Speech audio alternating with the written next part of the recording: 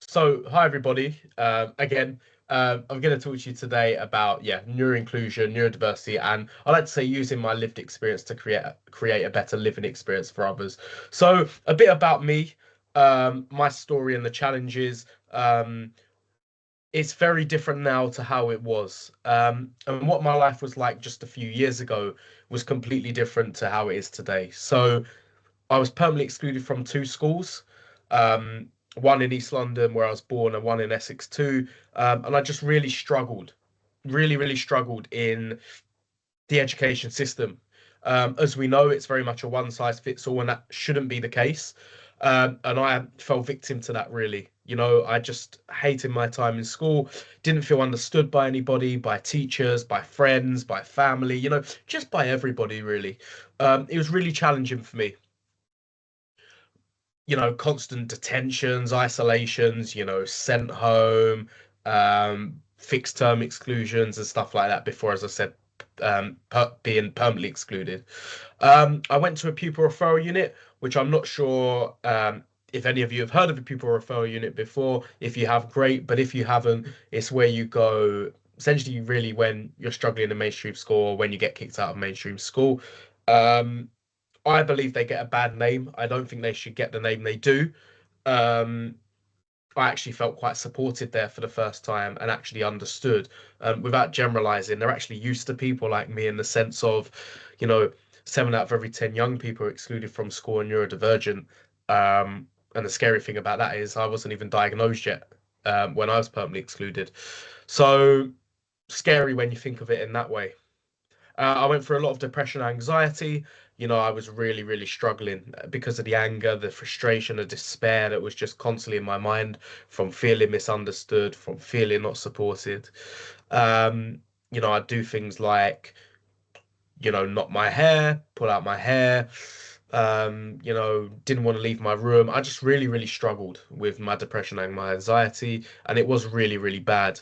Um, and my mum actually the other day played a few videos to me, of how I used to have meltdowns and how angry I used to be, and it actually brought a tear to my eye, to be honest with you, and not in a good way, in a bad way, because it was crazy actually how bad I was and how distressed I was, and not be feeling supported at school, not feeling supported by family or understood, as it were, by family, was very challenging for me. I was in and out of trouble with police. I was drugged in, I was consuming drugs, I was doing all the wrong things. I don't condone my behavior there, doing the wrong things, but I do sort of feel like, you know, that was my place in society. That's what I felt like, with the comments I used to get from staff in school saying most people like you end up in prison. And, of course, we know the prison population, there is a high percentage of neurodivergence in school, in the prisons. However, you don't generalize like that. You don't say comments like that, right? Especially to a young person who is struggling already. Um, and that was really challenging, to hear that things like you won't amount to anything, lazy, naughty, unintelligent. Um, After my depression, anxiety, I was very suicidal, had a lot of suicidal thoughts, but never really, it was never really further than that. Until one day, just something clicked in my mind. I just wanted to end it all. And I was about to end it all, and I was stopped, pulled quite forcefully back.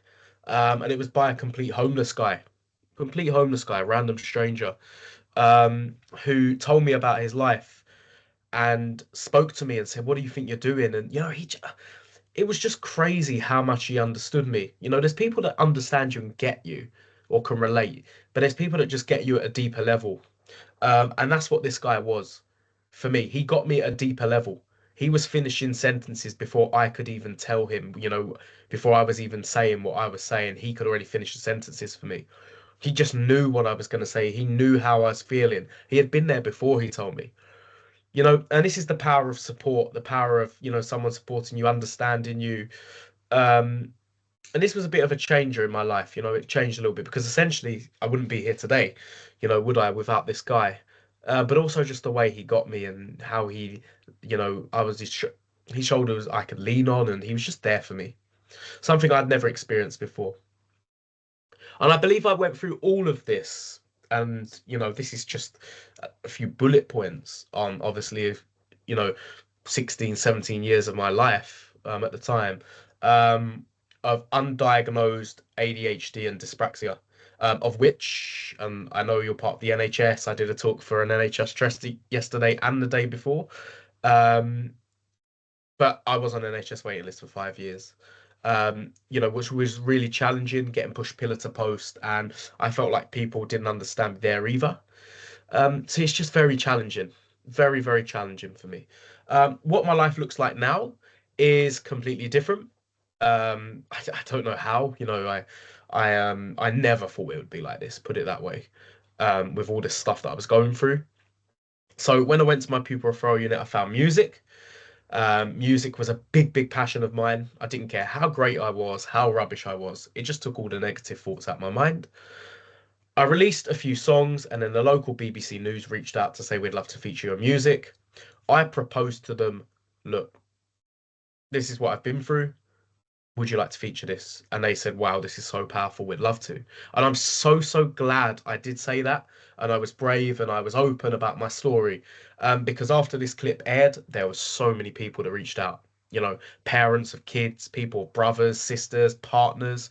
There's just a massive community coming up talking about neurodivergence and about people they know and people in their family. And then I had teachers reach out to me, and this was the moment for me, which was the pinch me moment. Only a year or so prior, I was excluded permanently from schools, and now I'm going back into schools to speak to the young people. Um, and I loved it. The teacher said they'd never seen a student so engaged. Even the most challenging students just, you know, were incredible and loved it and could really relate. And that was where my passion for public speaking started. I just loved it. I loved sharing my story, loved speaking in front of people. And I'm very entrepreneurial because of my ADHD and my neurodivergence. And for me, the reason that I wanted to, do more public speaking is just to obviously help others, help the community, but also people who are not neurodivergent as well. Everybody, it's collaborative, right? And I thought, how can I take this further? So I joined LinkedIn, shared my story, and then it's just taken off really. And my story has been welcomed with open arms. I've worked with people like the United Nations. I've worked with people like UNESCO, massive government organizations. I regularly go around to, NHS trusts, charities, and people like that. I do a lot of corporates. I've done McCain's, I've done Harvey Nichols, I've done Metro Bank, I've done Barclays, some very big corporations there, sharing my lived experience, talking about neuroinclusion. I was a National Diversity Award finalist last year for positive role model category. So, I was thinking to myself, me, a role model, something that I hadn't been told before, hadn't heard before, certainly. To be a finalist of the National Diversity Awards was incredible. I featured on BBC, as I said, but my music's been on Kiss FM. I've been on Channel 5. I've been on French TV. Don't ask me how I've been on French TV. It got over 4 million views. I've got no affiliation to France, but I managed to get that gig somehow. I co-founded the first National Neurodiversity Youth Council, and what that was 16 to 24-year-olds who were all neurodivergent. We took them on a chance to go to conferences and speak.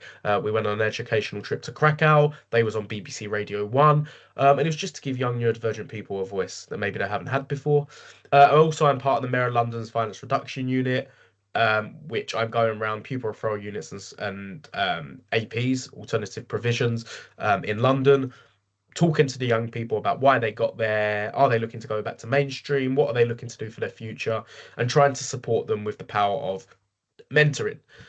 So that's a bit about me, really. The negatives, being excluded from two schools permanently, the depression, the anxiety, the suicidal thought, the suicidal attempt, in trouble with police, in and out of court, to now, like working with the likes of McCain's, working with NHS trusts like yourself on the importance of neuroinclusion. So that's a bit about me. And I don't say all the good things I've done to say, look at me, Mr. Big Shot.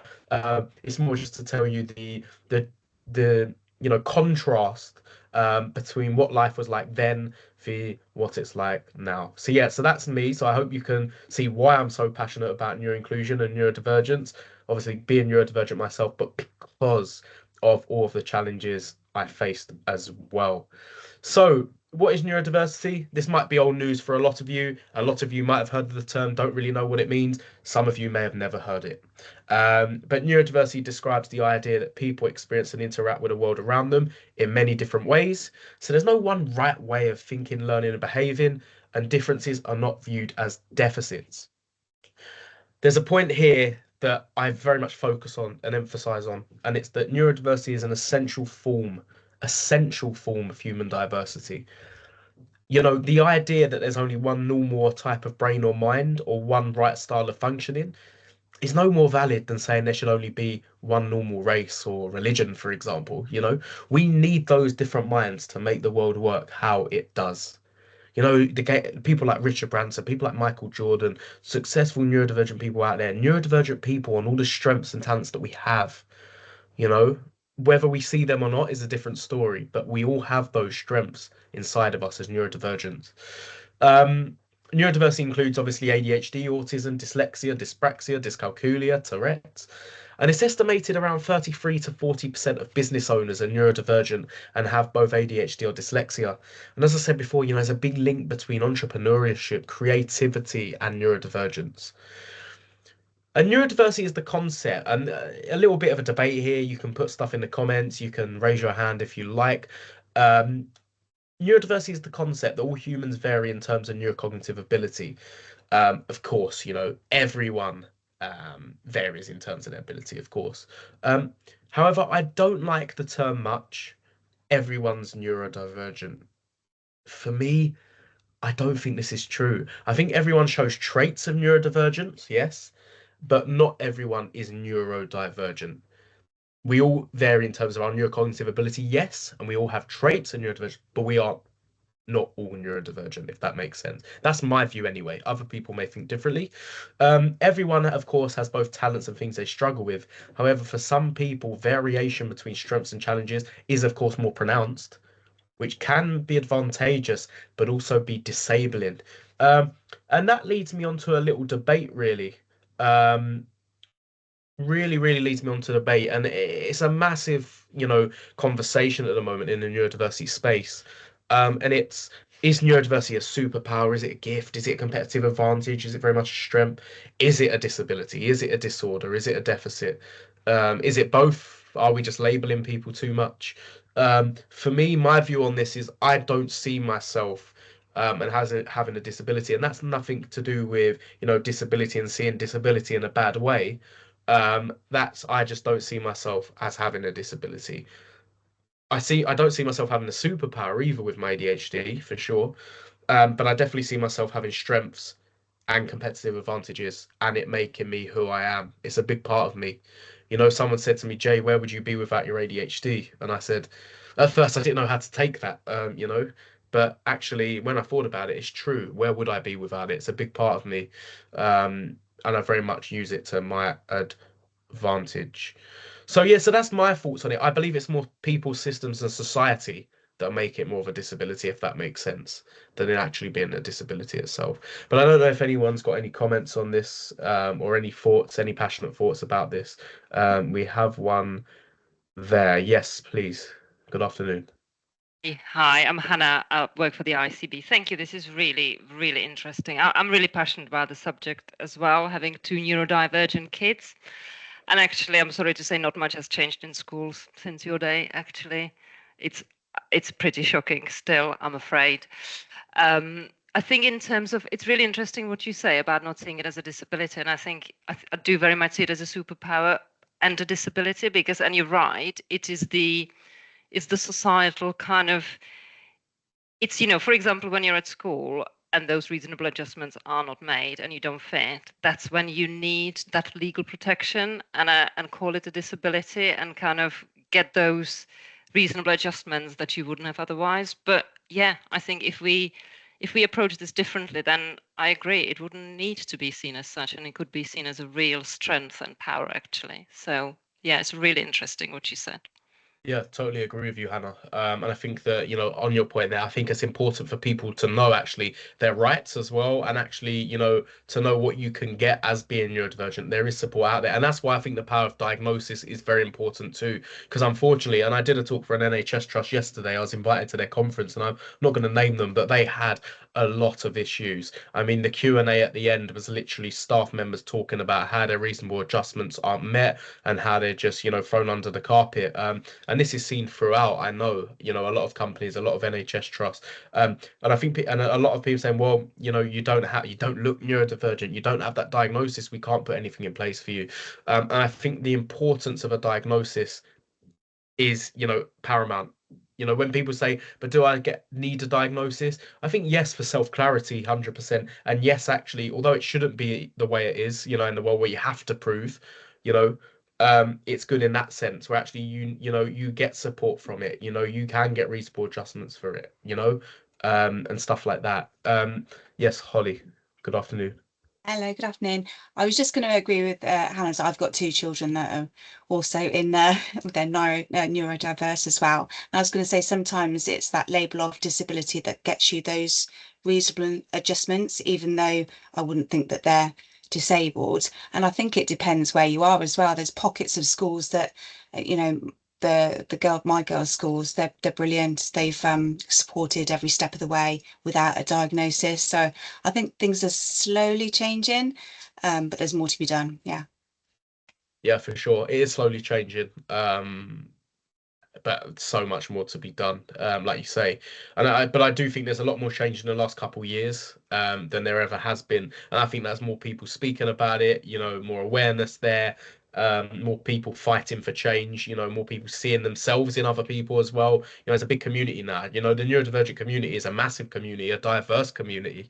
And actually probably one of the biggest, largest communities, when you look at the percentage. So, for years we've been, marginalized and discriminated against in many ways. But of course, because it's hidden, people don't really know, they don't see it.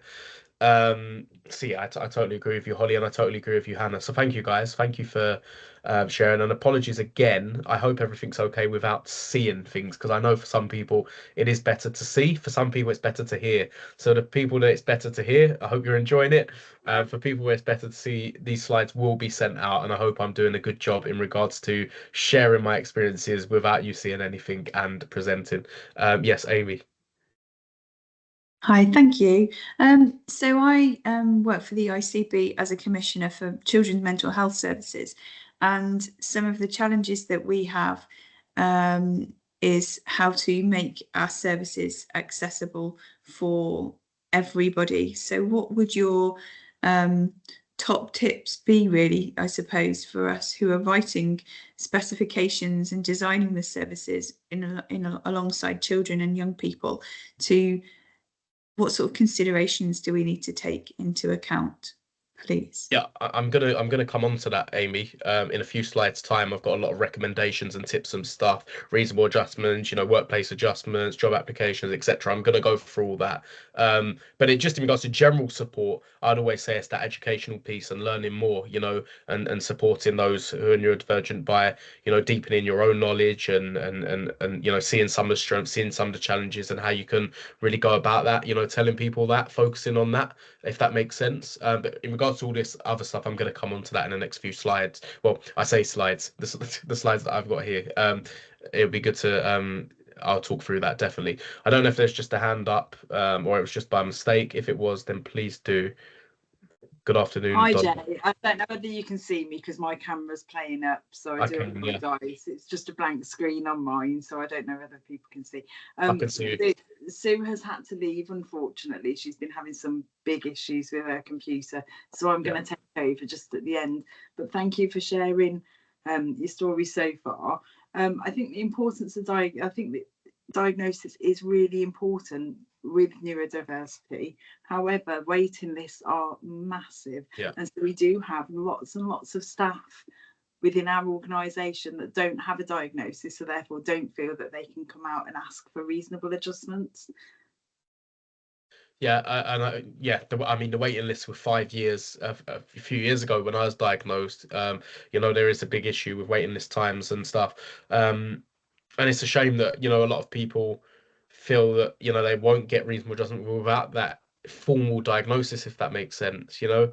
But hopefully, I said it in the conference yesterday on someone asked me this sort of thing on a panel. I said, hopefully one day we'd be at that point where we don't need to ask for reasonable adjustments. You know, they're already there, you know, they're readily available adjustments, if that makes sense. You know, it'd be good to be in that neuro-inclusive sort of society where most things, especially the top things that, you know, across the spectrum most neurodivergent individuals would want, is already there, if that makes sense. But yeah, thank you everybody for, and it's a shame Sue had to leave, but it's great that you're taking over, Donna, and it's a pleasure to meet you.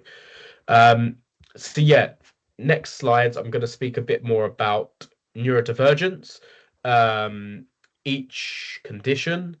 I have a graph here, and it's on the left is the neurodivergent condition. In the middle is a few of the impacts and challenges, and then on the right is some of the strengths.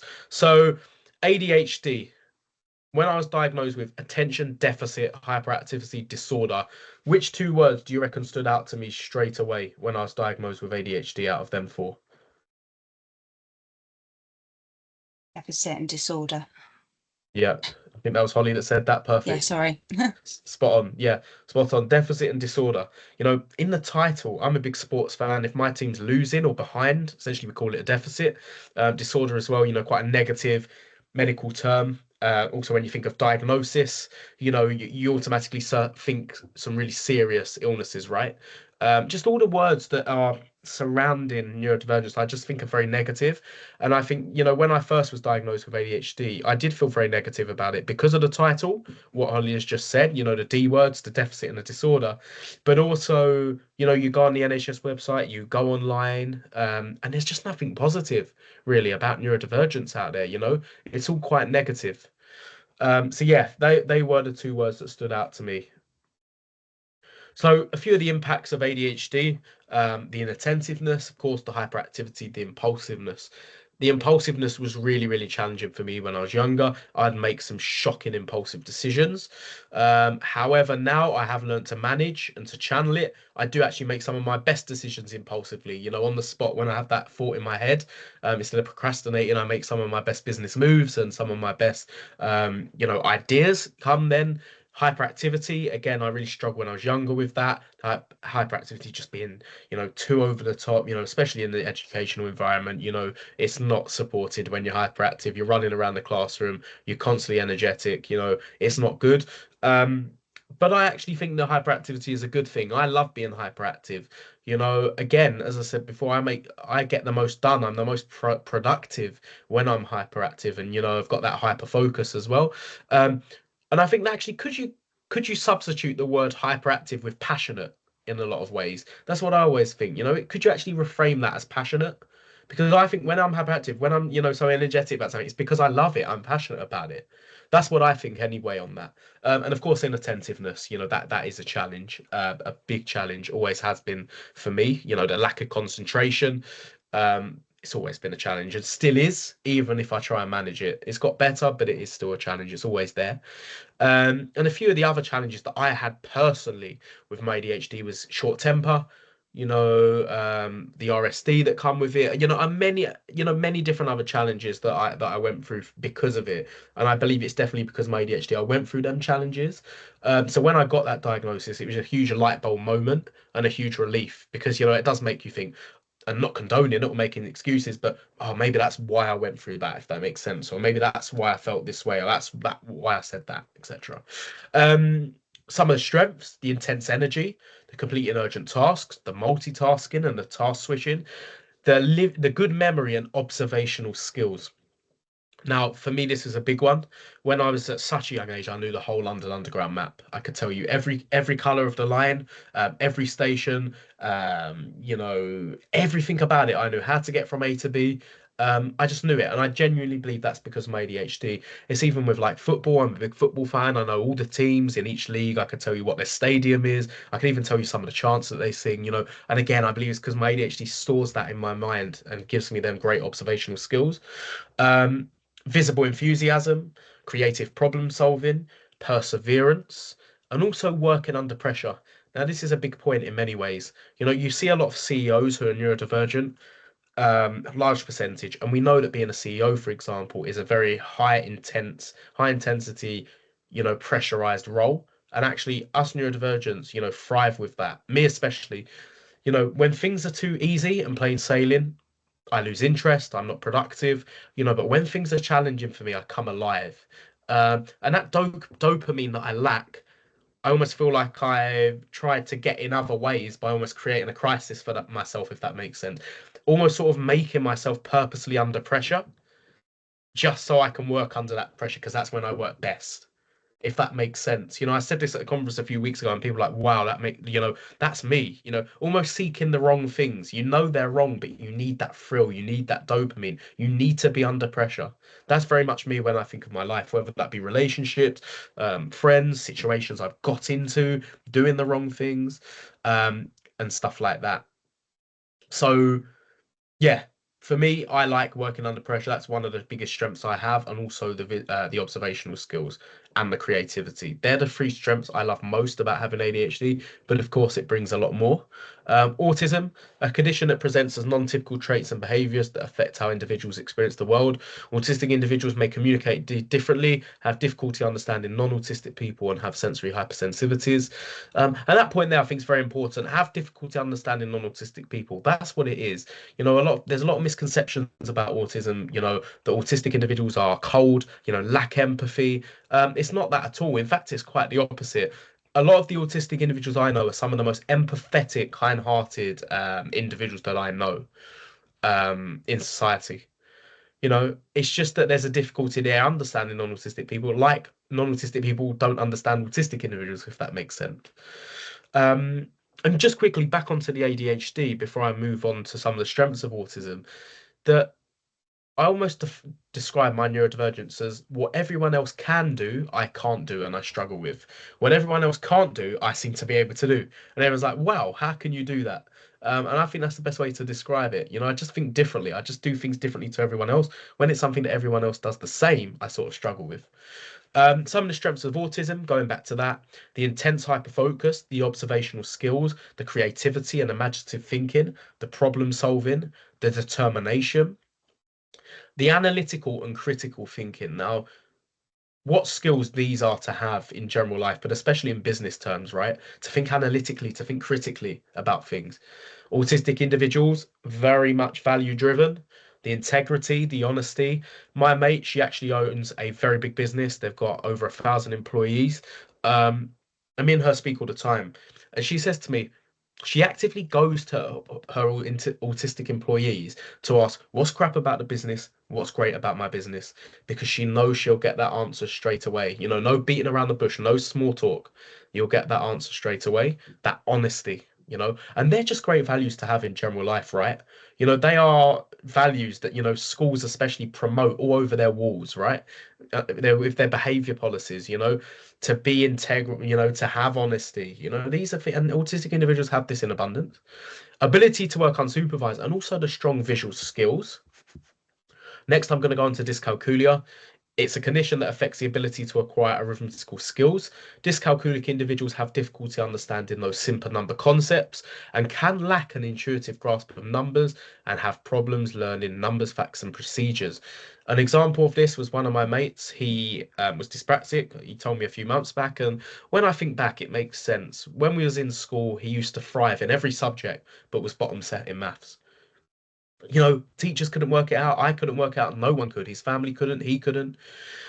When we used to go out, he always used to be late. He'd get on like the wrong train platforms. He'd read the numbers wrong. He'd read the times of trains wrong.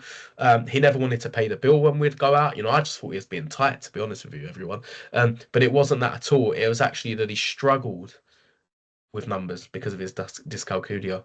And again, because it's hidden, you can't see it. And that's why there's the assumptions made of being thick, lazy, unintelligent, etc. And I was doing a talk for Burnley Football Club and their football players last week, and I was saying to them, there was a guy there at the front, and he was in crutches. He's out for a while, and I said, we can see that you're injured. You've got an injury, right? We can see that. You can't see neurodivergence because it's hidden, and I think that's why a lot of the challenges arise. as they do, because it is hidden. So, of course, you're always probably going to have those people that will never want to support or be inclusive to the neurodivergent individuals. But I do think it would help massively. You know, the fact that it's hidden is where a lot of the challenges arise. I genuinely believe. Um, and I always say, and it's quite cliche saying, right? But you know, if you've got someone in a wheelchair, you know, you wouldn't ask them to go and run 100, 10 laps around the athletics track.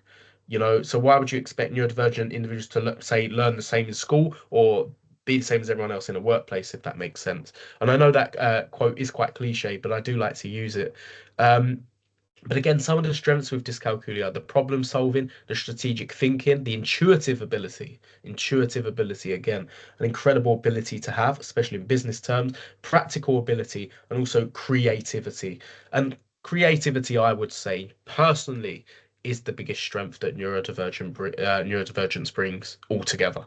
You know, you look at the creative industries, they are full of neurodivergent people. I did a talk for a college a few weeks ago, and I spoke to the animation students, the music students, and the drama students.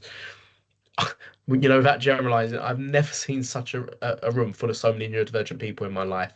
You know, the different hairstyles, the different clothing sets, the colors, the vibrance, the different minds. It was incredible. I loved it. And it's, you know, it's on that point of, you know, being different and going down different ways and going down those creative paths. And we love to do that as neurodivergents. You know, even with myself, you know, I always had to be self-employed. I always wanted to be an entrepreneur. You know, I wanted to work for myself. Um, you know, I felt like I couldn't work for other people, if that makes sense. And I was always very creative, you know, whether writing music, writing my presentation. And I think that's because of the neurodivergence. Dyslexia, a condition that primarily affects skills involved in accurate and fluent word reading and spelling. A dyslexic may experience other challenges such as sequencing, processing information, and working memory. Again, some of the strength, the creative thinking, the good at storytelling, the strong visual thinkers, the ability to think three-dimensionally, good at maths and mechanical thinking, and strong verbal skills. And lastly, dyspraxia. As I said at the start, I'm dyspraxic, and it's a condition that affects physical coordination, which causes a person to perform less well than expected for their age. So for me, it was always riding a bike. Even to this day, I struggle with doing up buttons, doing up shoelaces, tying up knots. You know, I've moved very clumsily, you know, bumping into things, knocking things off tables, bumping into people when I'm walking. And where I'm quite proud and open about my ADHD, my dyspraxia, not so much. You know, it's quite embarrassing being, you know, a guy in my early to mid 20s, having to ask my girlfriend, can you do this for me? Can you do that for me? I find it quite, you know, embarrassing, as it were, really. Even when I go around to different companies, and I had to speak in a factory a few weeks ago. And you know, we had to put on the high vis and we had to put on these things around your shoes, and I just struggled, you know, and I had to ask the guy there, please, can you help me? I've got dyspraxia. And because it's hidden and because a lot of people don't get it, it does get quite challenging. And one example of in school, well, a couple of examples quickly of in school for me was PE, when it was ever PE. I was good at it, but I didn't want to take part because I always used to struggle with the changing afterwards, you know, putting my clothes back on. I was always last out after everyone else. And it, you know, was quite embarrassing not being able to put certain clothes on or putting them on back to front. And another example is we had a food lesson, we had to make a dish and we had to put aprons on. And I just struggled to tie up the apron. And the teacher said, get out of the class, you're trying to be the class clown, you're pretending you can't do it. Eventually I got a fixed term exclusion for that because it took me to the number of points I needed. So, you know, just that lack of unaware and that ignorance and, you know, arrogance to think you know best, when actually, you know, it was a struggle for me. Why would I purposely try and embarrass myself to be a class clown as well, you know? But the dyspraxia, a few of the strengths that I've got here: they're good at strategic thinking, the holistic thinking, the high levels of literacy. That's why I believe I got into music. At school, I excelled with creative writing. I love writing presentations. You know, anything to do with literacy, I excel in. So that's a bit of a deep dive of some of the neurodivergent conditions, some of the strengths and challenges. I'm going to speak to you now about what some companies are already doing quickly, and then a couple of neurodiversity and employment stats. So Microsoft has week-long hiring events, specifically with people with disabilities. hidden and physical, during which applicants work on technical skills, work on the team building and interview preparation too, while meeting formally and informally with interviewing teams. Deutsche Bank and UBS have programs to increase the neurodivergent population in their workforce. EY's Neurodiversity Centre of Excellence has been running since 2016 and is helping them lead the way in a neurodiversity friendly business. SAP's Autism at Work program has a 90% retention rate of hires on the autism spectrum because it creates a system of support around those employees. And that's what it's about, right? Creating that sense of belonging, inclusion and support, because you're always likely to do more and to feel more comfortable when you're in an inclusive environment where people get you. And Dell's neurodiversity hiring program was actually developed to remove any obstacles that might prevent candidates from demonstrating full abilities and potential before and during interviews. And then what Dell actually do is there's a 2-week skills assessment, which paints accurate pictures of the applicant's strengths and potential contributions. Look, of course, this is benefiting the business too, we know that. But what it's doing at the same time is benefiting those neurodivergent individuals because their strengths are being focused on, which in life a lot of the time wouldn't have happened, and actually contributions as well. So we're being as productive as possible. A few statistics here about neurodiversity in employment. So neurodivergent people are more likely to be unemployed than people with any other disability, hidden or physical. Unemployment for neurodivergent adults is actually as high as 30 to 40%, which is 3 times the rate of people with disabilities and 8 times the rate for people who are neurotypical without disabilities or neurodivergence. 8 times less likely to be employed. 8 times less likely. And only 21.7% of autistic people are in employment within the UK. And it shows that autistic people are the least likely to be in work of any other group, the most marginalised and discriminated in our society. But why? Because when companies embrace neurodiversity, they gain competitive advantages in many areas. Productivity, innovation, culture, talent retention, and that's just a few. And a report by JP Morgan Chase actually found that professionals in the Autism and Neurodiversity at Work initiative, and I don't say this to be divisive, it's what JP Morgan found, not Jay Grange, but it very much does show the strengths that we have. And it said that all people in this Autism and Neurodiversity at Work initiative actually made fewer errors and were 90 to 140% more productive in many ways. You know, so why is that? Let's take that for example, 90 to 140% more productive, but only 21% of autistic individuals are in employment, for example.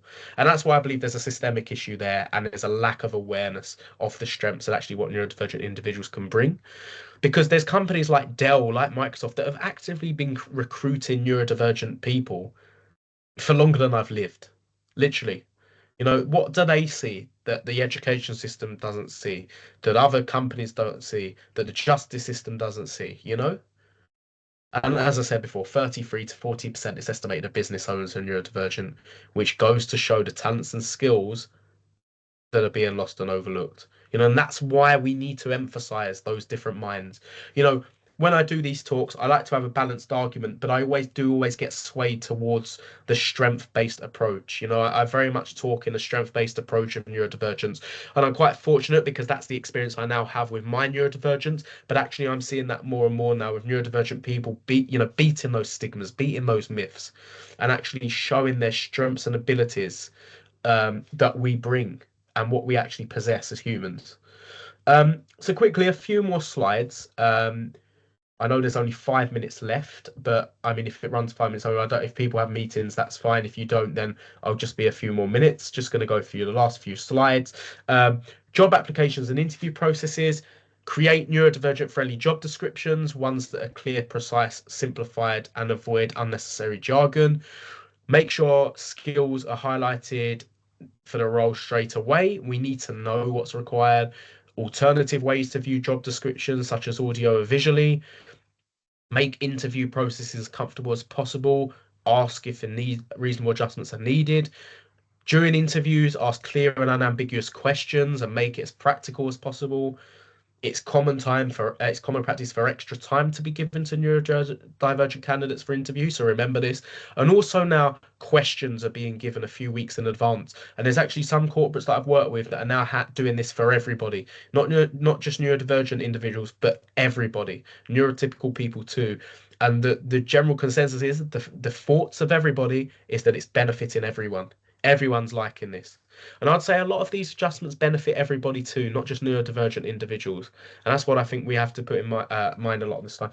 And this point here, give job applicants the option to disclose any neurological condition at recruitment stage. Of course, not everyone's going to want to. And it's not about forcing anybody or diagnosing anybody, but it's just about giving people the option to. And I believe the more neuro-inclusive you are, the more people will speak about their neurodivergence. And I see it when I go into companies, you know, the ones that inclusive people in a massive discussion are shouting out left, right, and centre about their neurodivergence, you know, about their experiences, about their strengths, about their challenges, how managers have supported them. And I also do other corporates where everybody waits until the end to speak to me, and they're saying, I've never felt comfortable to tell my managers about this and my colleagues. Thank you so much for coming in, you know. So I can only tell if a company is neuro-inclusive or not. So I think the more neuro-inclusive you are, the more people are going to share about their neurodivergence. How can we be neurodiverse inclusive in the workplace? Ensure you have HR and employment policies to recruit and support those who are neurodivergent, desk locations, storage facilities, organised and tidy workstations in quiet areas, clear communication plans, using a mix of verbal, visual, and written formats, fonts, colours, one-to-one conversations with neurodiversity champions, a neurodiversity network group, you know, a disability staff network, a line manager, but make sure everybody has some form of neurodiversity awareness and neurodivergence training. It's important, it's collaborative, you know, and I'm seeing more companies do this now, even companies that I work with, you know, it's not a one and done. It's speaking to everybody. It's speaking at all employee days, or it's speaking at sites around the country. If they're like a manufacturing company, for example, it's collaborative. Not just managers need to know this, but everybody. Provide and allow noise cancelling headphones, of course. At the NHS Trust I spoke at yesterday, some woman says she's been fighting for this for 6 months, and it still hasn't been agreed that she can have these noise cancelling headphones. I believe these should actually be standard. I believe these should just be on the tables of, you know, every working office, regardless. Same with fidget toys. You know, I'm seeing neurotypical people using fidget toys now, you know. I think it benefits everybody to just have these things on the table. Most standard offices are just not neurodivergent friendly. Buzzing lights, kitchen smells, background noises, interruptions, you know, uncomfortable clothes, uniforms, expectations of small talk. So think about that office environment in mind. And lastly, just a few reasonable workplace adjustments here. And all my presentation is created by me and other neurodivergent individuals who have given me their thoughts on what they would want. And these were some of the most common ones that we got. Static workstations, reduced sensory stimulus, so considering smells, lightings and designs, clear and logical expectations and rules, being able to work from different locations, fixed hours instead of variable shifts, clear routine and structures, extra breaks at short notice, clear instructions to reduce anxiety. You know, we know that neurodivergent individuals can become very anxious. There's a lot of comorbidities with neurodivergence, anxiety, depression, addictions, etc. So to reduce that anxiety, please do give clear instructions, provide timetables and other instructions, written or verbal, whatever it may be, whatever works best for that individual. Regular and sensitive feedback, we appreciate this. Part-time and other types of flexible working, desk partitions and other equipment to reduce those sensory issues, and also supporting a new role through a thorough induction process and supporting that role with a mentor or a buddy or a neurodiversity champion where people can be heard and so can their stories. So yeah, thank you so much for today. I know the last few slides I've gone through quite quickly. I do appreciate time with everybody because we did have a late start. I did have a QR code here which takes you to my LinkedIn. Unfortunately, of course, you don't have that. So I'm going to write my LinkedIn in the chat. It'd be great to have as many of you on there as possible.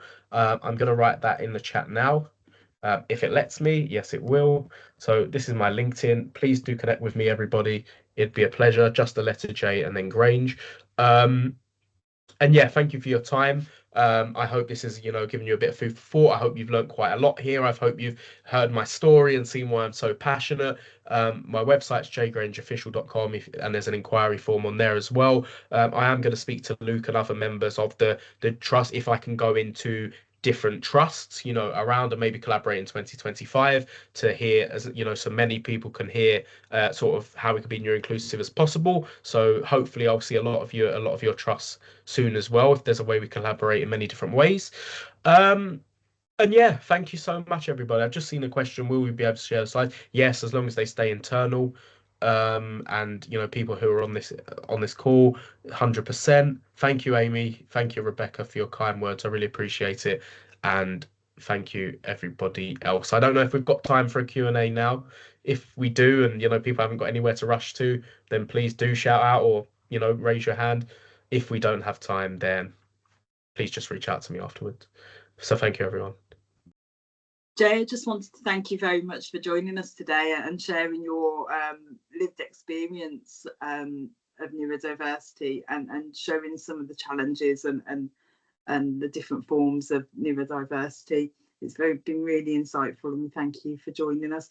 Are there any burning questions that anybody wanted to put towards Jay before we close the meeting? I will get the slides out to you all. We'll make sure that that's shared with everybody that's in the meeting. Yeah, for sure. Please do. I'd love everyone to have the slides. And I hope they're, you know, beneficial and useful to you as well. And like I say, Donna, I'm going to be in touch with Luke and other members, you know, to speak about maybe collaborating in 2025 in a wider capacity. That'd be fantastic. I'm chair of the Staff Disability Network. Sue's my vice chair. We work quite closely with Luke and other people, so it'd be really great to collaborate. Sue is leading on a neurodiversity toolkit which we're working on with the ICS, so that would be really useful for all of our organisations. And there are certainly some really good changes in the way that we provide reasonable adjustments and that we're including people with neurodiversity. Yeah, that sounds great. The Neurodiversity Toolkit sounds great. And yeah, if there's any way I can get involved with that or other ways, it'd be great to speak to you and pencil in a call with you and Sue as well, and speak to you both collaboratively about what we can do, because it'd be really good to do something and continue this talk, you know, for everybody, managers as well, you know, people that need to hear this especially, and also employees. But yeah, thank you for your kind words, everyone. I see loads of kind words coming through the comments, so really humbled and appreciate it. Thank you. Bless you. Thank you. Thanks everybody for joining us. Have a great day. Thank you. Thanks, Bye. everybody. Take care. Bye.